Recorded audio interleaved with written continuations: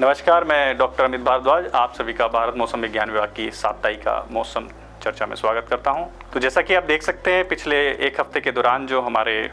Domain में जो विभिन्न प्रकार के जो सिस्टम बने हैं वो आप इस स्लाइड में देख सकते हैं। तो जो येलो कलर में सी बनाया है ये साइक्लोनिक सर्कुलेशन को रिप्रेजेंट कर रहा है, और जो रेड में है वो हमारा एक्चुअल सिस्टम है। जो लो प्रेशर एरिया बने हुए हैं अरेबियन सी में वो वेलमार्क लो प्रेशर एरिया है,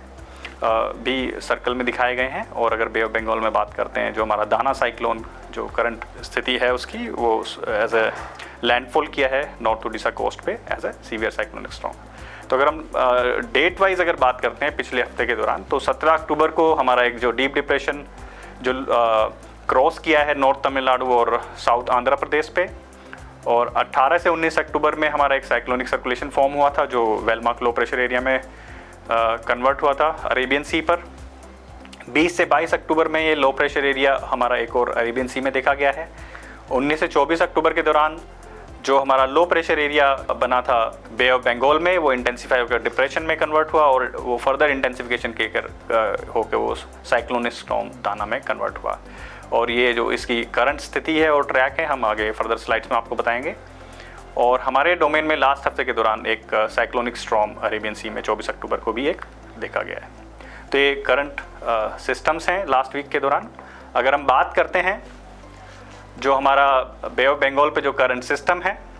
इस सिस्टम की अगर हम बात करते हैं, तो जो हमारा लो प्रेशर एरिया जो east central bay of Bengal पर जो क्रिएट हुआ था 21 अक्टूबर को, वो फर्दर इंटेंसिफाई होके जो है डीप डिप्रेशन में वेलमार्क लो प्रेशर एरिया में कन्वर्ट हुआ, और उसके बाद वो फर्दर इंटेंसिफिकेशन होकर ईस्ट सेंट्रल अरेबियन सी पर वो एज अ डिप्रेशन बना, देन इंटेंसिफाई होकर डीप डिप्रेशन। ये जो डायरेक्शन हमारी जो ट्रैक है, हमने यहाँ पर आपको बताया है कि हमने जो इसकी फोरकास्ट ट्रैक जो प्रपोज किया था, जो पब्लिकली डिसमिनेट किया था, वो 21 अक्टूबर को फ्रॉम लो प्रेशर एरिया से किया था। और हमने बताया था कि जो लैंडफॉल पॉइंट है ये हमारा नॉर्थ उड़ीसा और उसके आसपास गंजेटिक वेस्ट बंगाल के आसपास ये लैंडफॉल करेगा। तो अगर हम इसकी करंट स्थिति की बात करते हैं, तो आप देख सकते हैं ये 22 अक्टूबर को और 23 अक्टूबर को जो हमारा ट्रैक है इसकी मोमेंट को देख सकते हैं। तो 23 अक्टूबर को हमारा जो डीप डिप्रेशन है वो वेस्ट नॉर्थ वेस्टवर्ड मूव किया है 13 किलोमीटर की स्पीड से, और इंटेंसिफाई इनटू ए साइक्लोनिक स्टॉर्म दाना में ये कन्वर्ट हुआ है। और अगर हम इस स्टॉर्म की करंट स्थिति की बात करते हैं, तो आप ये देख सकते हैं जो हमारा ब्लैक लाइन में जो ट्रैक दिखाया गया है, और इसके साथ साथ डेट एंड टाइम के साथ इसकी इंटेंसिटी को भी हमने यहाँ पे मेंशन किया है। और करंट लोकेशन में आप देखें तो ये दाना सुपर साइक्लोनिक स्टॉर्म जो लैंडफॉल किया है ये पुरी के आसपास जो स्टेशन धर्मा है उसके आसपास ये लैंडफॉल किया है as a severe cyclonic storm. और उसके बाद ये अभी एट प्रेजेंट जो इसकी स्थिति है ये वीकन होके as a cyclonic storm convert हो गया है, और इसके अगले 6 घंटे के दौरान फर्दर वीक होने की संभावना है as a deep depression area. इसकी जो करंट स्थिति है वो एज अ साइक्लोनिक स्टॉर्म है, और आप ये ट्रैक में इसकी करंट स्थिति को देख सकते हैं। तो इसका लैंडफॉल पॉइंट जो है वो नॉर्थ उड़ीसा और उसके आसपास के इलाकों में है।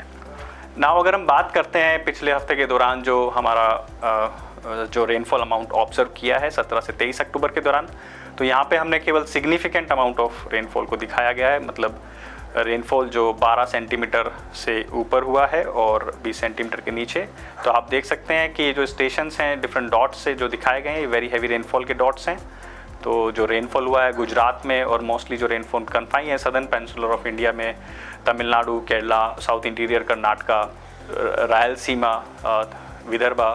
तेलंगाना और उड़ीसा के कुछ इलाकों में ये वेरी हैवी रेनफॉल हमारा सिग्निफिकेंट अमाउंट में लास्ट वीक में रिपोर्ट किया है। अगर हम बात करते हैं overall observe rainfall last week में हमारा कैसा रहा है, तो आप इस पिक्चर में देख सकते हैं जो ब्लू कलर से दिखाया गया है हमारा एक्सेस रेनफॉल अमाउंट है, और जो हमारा ग्रीन में है वो नॉर्मल रेनफॉल अमाउंट है, और जो रेड में आपको दिखाया डेफिशिएंट और येलो में लार्जली डेफिशिएंट। तो आप देख सकते हैं क्योंकि मानसून हमारा विड्रॉ कर चुका है, तो हमारा जो northern side of the belt है वो हमारा लार्जली डेफिशिएंट रहा है लास्ट वीक, और जो some part of the central Orissa, Chhattisgarh और झारखंड में रेड कलर में आप देख सकते हैं ये हमारा डेफिशिएंट रहा है। और अगर हम southern part, some part of the central, blue colour में आप जो रीजन्स देख सकते हैं, गुजरात, ईस्ट एमपी और हमारा कर्नाटका, महाराष्ट्र, ये सभी में हमारा जो है एक्सेस रेनफॉल अमाउंट रिपोर्ट हुआ है। अगर हम तमिलनाडु की बात करते हैं तो यहाँ पे लास्ट वीक हमारा नॉर्मल रेनफॉल अमाउंट रिपोर्ट किया गया है। तो लास्ट वीक के दौरान अगर हम सदर्न पेनिनसुला में केरला और लक्षद्वीप एरियाज़ की बात करते हैं तो वहाँ पर हमारा डेफिशिएंट रेनफॉल अमाउंट हुआ है। तो अगर हम कंट्री एज ए होल बात करते हैं पूरे सीज़न की 1 अक्टूबर से लेकर 23 अक्टूबर तक, तो लास्ट महीने के दौरान हमारा जो रेनफॉल अमाउंट है कंट्री एज ए होल, जो एक्चुअल रेनफॉल हुआ है वो 65.2 हुआ है, नॉर्मल 63.2 है, जो कि अबव नॉर्मल है 3%। तो अगर हम बात करते हैं आगे के 2 हफ्ते की फोरकास्ट की, एक्सटेंडेड रेंज फोरकास्ट की अगर हम बात करते हैं तो आप देख सकते हैं वीक 1 और वीक 2 में हमारा जो रेनफॉल होने की जो संभावना है वो अबव नॉर्मल होने की संभावना है गैंजेटिक वेस्ट बंगाल में, some parts north east India में और केरला रीजन में, और बिलो नॉर्मल रेनफॉल होने की संभावना है पहले हफ्ते के दौरान over Karnataka, Telangana, Rayalaseema and coastal Andhra Pradesh में। अगर हम वीक 2 की बात करते हैं,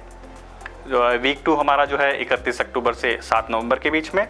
यहाँ पे रेनफॉल जो अबव नॉर्मल होने की जो संभावना बताई है हमने Karnataka, Madhya Maharashtra, Telangana and gangetic waste Bengal में बताया है। और अगर हम बात करते हैं नॉर्थ ईस्ट मानसून की, एक्टिव नॉर्थ ईस्ट मानसून जो है वो जल्द ही सदर्न पेनिनसुला ऑफ इंडिया में देखने की संभावना है,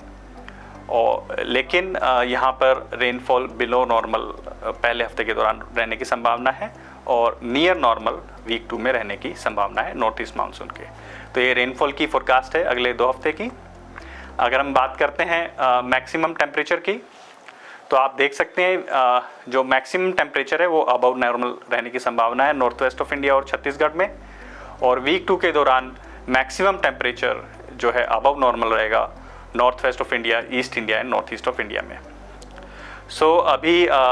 मैक्सिमम टेम्परेचर में रिडक्शन की कोई संभावना नहीं है नॉर्थ वेस्ट ऑफ इंडिया में ड्यूरिंग 2 हफ्ते के दौरान। और अगर मिनिमम टेम्परेचर की बात करते हैं, पहले हफ्ते के दौरान मिनिमम टेम्परेचर जो है अबव नॉर्मल रहने की संभावना है east India, north east India में,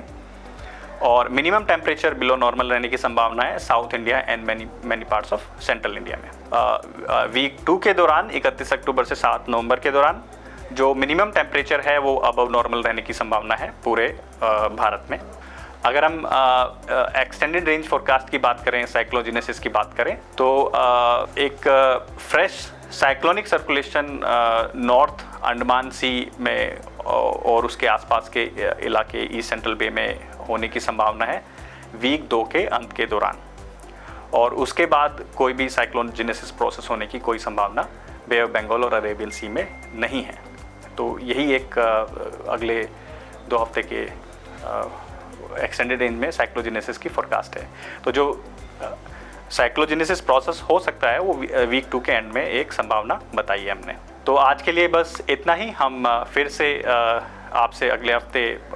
पूरे हफ्ते की चर्चा के लिए फिर से मिलेंगे, और आप हमारे करंट सिस्टम जो साइक्लोनिक स्टॉर्म है दाना के बारे में अपडेटेड इन्फॉर्मेशन आप हमारी एमडी वेबसाइट से प्राप्त कर सकते हैं, और हमें आप इंस्टाग्राम, ट्विटर और सोशल मीडिया प्लेटफॉर्म पे आप हमें फॉलो कर सकते हैं अपडेटेड जानकारी के लिए। आज के लिए बस इतना ही। नमस्कार, धन्यवाद।